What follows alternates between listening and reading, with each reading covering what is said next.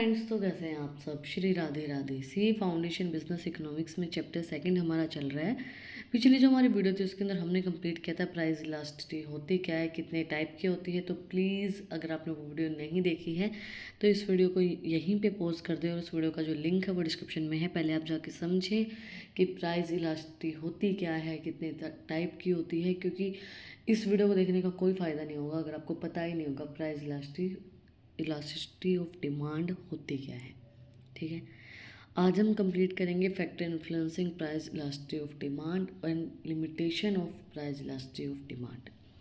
Factor influencing price elasticity of demand, several factor determine whether the demand for a product is elastic और in elastic. बहुत से factor होते हैं जो हमें बताते हैं कि प्राइस जो इलास्टिक है या इन इलास्टिक है डिमांड का। तो वो फैक्टर हैं, सबसे पहले availability of substitute. The more substitute available, the higher the elasticity. Consumer can easily switch the alternative when price rise. देखो, अवेलेबिलिटी ऑफ सब्सटीट्यूट का मतलब क्या होगा, जितने सब्सटीट्यूट आपको अवेलेबल होंगे, जैसे कि एक ये नहीं मिल रहा तो इससे काम चल जाएगा, ये नहीं है तो इससे काम चल जाएगा, होता है ना। सब्सटीट्यूट एक गुड्स के डिफरेंट सब्सटीट्यूट्स होते हैं। तो अगर जितने ज़्यादा सब्सटीट्यूट होंगे उतनी ज़्यादा इलास्टिसिटी होगी और कंज्यूमर ईजिली अल्टरनेटिव्स के पास स्विच कर जाएगा प्राइस बढ़ते ही। तो वो भी इलास्टिसिटी को अफेक्ट करता है। अब आप ये सोचोगे प्राइस इलास्टिसिटी और इन इलास्टिक क्या होता है, तो वो हमने अपनी पिछली वीडियो के अंदर कवर करवाया है। तो पहले वो जाके देखो, अगर नहीं देखी है तो उसके बाद ही चीज़ें समझ में आएंगी। नेक्स्ट है nature of goods. Necessity like food and fuels often have an elastic demand. Luxury typically have more elastic demand. जैसे जो नेसेसिटी गुड्स है हमारे, खाना है, तेल है, फ्यूल है, तो वो उनकी इलास्टिक डिमांड होती है।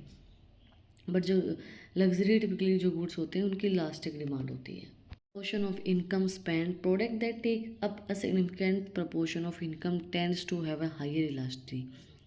भाई आप अपनी जैसे जितनी भी इनकम हो उसके अंदर से कितना प्रोपोर्शन आप स्पेंड कर सकते हो, वो चीज़ भी तो मैटर करेगी ना। तो प्रोपोर्शन जितना आप स्पेंड कर सकते हो वो बताता है कि भाई प्रोपोर्शन कितना इनकम का स्पेंड किया जा सकता है और उसके अकॉर्डिंगली इलास्टिसिटी को बताया जाता है। जितनी प्रोपोर्शन आप इनकम का स्पेंड करोगे उतनी ही ज़्यादा इलास्टिक होगी आपकी demand. Period demand is often more elastic over the long term as consumer adjust their habits and find alternatives.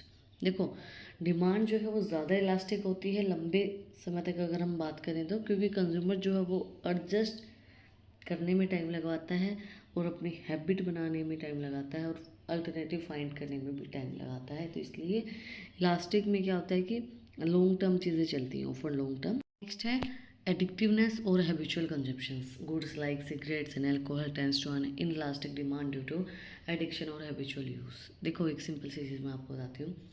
सबसे पहले बताती हूँ इलास्टिक डिमांड होती क्या, अगर नहीं देखी है तो। इलास्टिक डिमांड वो डिमांड होती है जिसके अंदर प्राइस इलास्टिसिटी ऑफ डिमांड, जिसके अंदर क्या होता है कि किसी भी गुड्स के प्राइस के बढ़ने और घटने से उसकी डिमांड में फ़र्क पड़ता है, वो इलास्टिक डिमांड होती है। इन इलास्टिक डिमांड वो डिमांड होती है जिसके अंदर गुड्स के प्राइस के बढ़ने से जो डिमांड है वो कम नहीं होती है, बढ़ती ही है। वही चीज़ यहाँ पे बोली गई है, एडिक्टिवनेस और हैबिचुअल कंजप्शन। अब जो गुड्स हैं जिनकी एडिक्शन है कि चाहिए ही चाहिए, अब शराब है, सिगरेट है, वो चाहिए ही चाहिए होती है, तो उनकी इनइलास्टिक डिमांड होती है। इट मीन्स उनके प्राइस के बढ़ने से उनकी डिमांड में कमी नहीं आएगी, क्योंकि उसका एडिक्शन है, कितने भी प्राइस पे हो आप उसको परचेज करोगे ही करोगे। ठीक है, तो वो इनइलास्टिक डिमांड होती है। Then brand loyalty. Strong brand loyalty can reduce elasticity as a consumer remains attached to specific brand even if price rise. अब ब्रांड लॉयल्टी का मतलब क्या होगा, जैसे अब आपको आदत पड़ गई है किसी प्रोडक्ट को, ब्रांड को यूज़ करने की। जैसे होता है ना कि भाई कोई क्रीम है या कोई परफ्यूम है या कोई भी चीज़ है, कोई कपड़ा है, वो किसी स्पेसिफिक ब्रांड का है और आपको आदत हो गई कि उसी को आपको यूज़ करना है, तो उसके प्राइस के बढ़ने से भी आपको कोई फ़र्क नहीं पड़ेगा डिमांड के ऊपर, क्योंकि आप उसको परचेज़ करोगे। उसकी भी एक एडिक्शन ही होती है, एक तरीके से एडिक्शन ही होती है, क्योंकि आपको आदत हो गई है उस चीज़ की, है ना। तो वही चीज़ होती है ब्रांड लॉयल्टी के अंदर कि उसकी भी इलास्टिक डिमांड होती है। इलास्टिक डिमांड तो वो होती है प्राइस के बढ़ने से डिमांड कम हो जाए और डिमांड प्राइस के कम होने से डिमांड बढ़ जाए।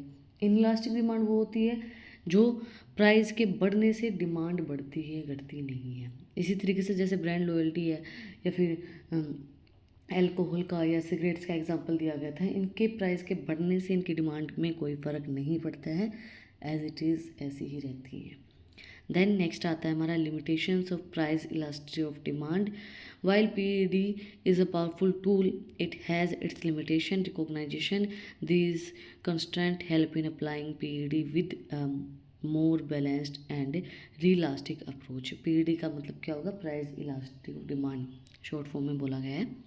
लिमिटेशंस दी गई हमें प्राइस इलास्टिसिटी ऑफ डिमांड की। Assumes other factors are constant. PED calculation assumes criteria perhaps all other factors remain constant, which is really the case in the real world scenario.